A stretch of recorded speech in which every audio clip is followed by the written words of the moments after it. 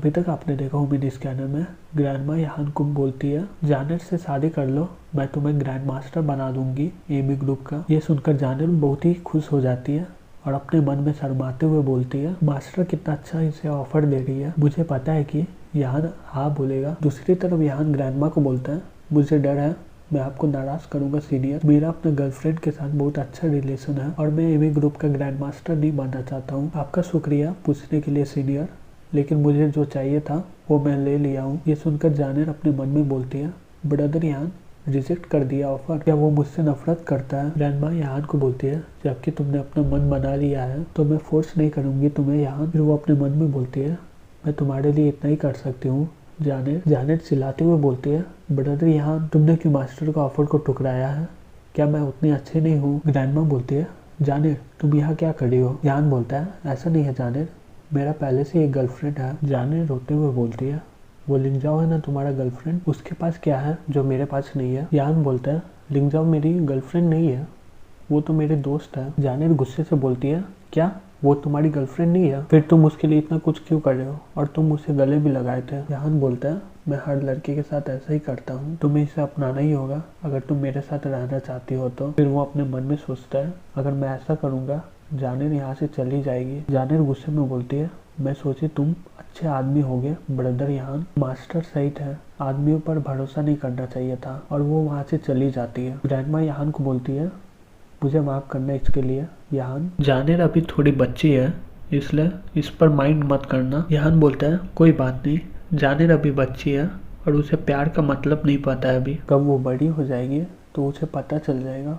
Grandma यान को बोलती है, जबकि जानेट यहाँ से चली गई तो मैं सीधा पॉइंट में आती हूँ यान, कि तुम्हारे आंखों का पावर कहाँ से आया है? यान बोलता है, मेरे आंखों का पावर? फिर यान अपने मन में बोलता है, मुझे ये इन एंड यांग की आंखें और ये स्किल मेरे फैमिली पेंडेंट से मिला है। लेकिन ग्रैंडमा को कैसे पता मेरे इन एंड यांग की आंखों के बारे में? ग्रैंडमा बोलती है, हाँ सही कहा, मुझे पता है कि तुम्हारे पास इन एंड यांग की आंखें हैं। मैं बहुत लंबे समय से हूँ और मुझे इतिहास के बारे में पता है और मार्शल आर्ट के सीक्रेट के भी बारे में पता है और थोड़ा बहुत तुम्हारे आंखों के बारे में भी पता है कि वो कहाँ से आया है। यान बोलता है, मुझे इसके बारे में बता दीजिए, मैं आपका बहुत एहसानमंद रहूँगा सीनियर। फिर वो अपने मन में बोलता है, मेरे पेरेंट्स अचानक से गायब हो गए थे पहले और वो सिर्फ ये जेट पेंडेंट ही यहाँ रख के गए थे। अगर मुझे पता चल जाए कि ये आंखों का पावर कहाँ से आया है तो मैं पता लगा पाऊंगा मेरे पेरेंट्स के बारे में। ग्रैंडमा बोलती है, अच्छा मैं स्टार्ट करती हूँ। जूस हुआ जब चाइना रिपब्लिक था उस समय वो सबसे खतरनाक चीजें यूज करते थे। कुछ लोगों का कहना था कि उसके पास 3 बहुत मूल्यवान चीजें थे जो हुआ के टॉम में, उसमें से था yin and yang, jet pendant, Nirvana Sutra, tom pattern. बहुत सारे लोग और स्पेशल फोर्सेस उसे लेना चाहते थे और वो उसे ले भी लिया। मेरे मास्टर और मैं इसमें इन्वॉल्व थे। यहाँ शॉक्ट होकर बोलता है, जूस वो, आपका मतलब जूस लियांग सीनियर? फिर वो अपने मन में बोलता है, इन एंड यांग जेट पेंडेंट, ऐसा लग रहा है कि वो मेरे इन एंड यांग की आंखों से मिल रहा है। ग्रैंडमा बोलती है, हाँ तुमने सही कहा, जूस लिंग सू किंगडम से थे। अफवाह था कि वो तीनों चीजें लूफी को शासन करने में मदद करता था। मुझे नहीं पता निर्वाणा सूत्र और टॉम पैटर्न के बारे में, लेकिन मेरे मास्टर ने बताया था yin and yang jet pendant के बारे में जब वो मरने वाले थे। यान बोलता है, तो फिर इन एंड यांग जेट पेंडेंट कहाँ से आया? उसे अंत में किसने लिया था? ग्रैंडमा बोलती है, वहाँ पर बहुत सारे फोर्सेस थे और उस समय बहुत ही बड़ा युद्ध चल रहा था, इसलिए मुझे पता नहीं कि वो किसने लिया होगा, लेकिन मुझे पता है कि yin and yang jet pendant ghost valley से बिलोंग करता है। यान बोलता है, गोस्ट वैले, ये नाम मैंने कभी सुना नहीं है। फिर वो अपने मन में बोलता है, ये तो गोस्ट वैले मेडिकल क्लासिक जैसा है। ग्रैंडमा बोलती है, मुझे भी ये बातें अजीब से लग रहा था और मुझे इस पर बहुत ही डाउट था, लेकिन तुमसे मिलने के बाद मुझे इस पर विश्वास होने लग गया है। यान बोलता है, शुक्रिया आपका मुझे ये बताने के लिए सीनियर, मैं आपकी मदद आगे चलकर जरूर करूँगा। फिर वो अपने मन में बोलता है, मैंने लिंगजाओ को ठीक कर लिया और इस ट्रिप से मुझे ये पता भी चल गया कि जेट पेंडेंट कहाँ से आया है और उसके बारे में पता भी चला मुझे कुछ। ग्रैंडमा बोलती है, मुझे इतना देर नहीं रुकना है, तुम मेरा बदला अभी चुकाओ।